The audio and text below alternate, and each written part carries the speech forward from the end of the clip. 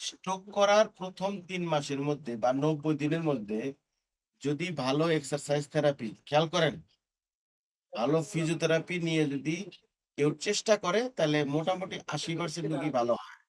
৭০% ই ভালো হয়।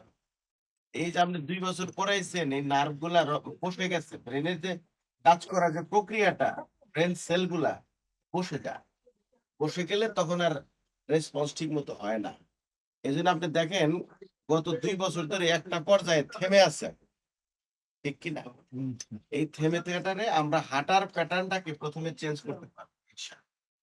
হাঁটার প্যাটার্ন। যেমন এখনো হাঁটতে তো আপনার ব্যালেন্স কম মনে হয়, তাই না?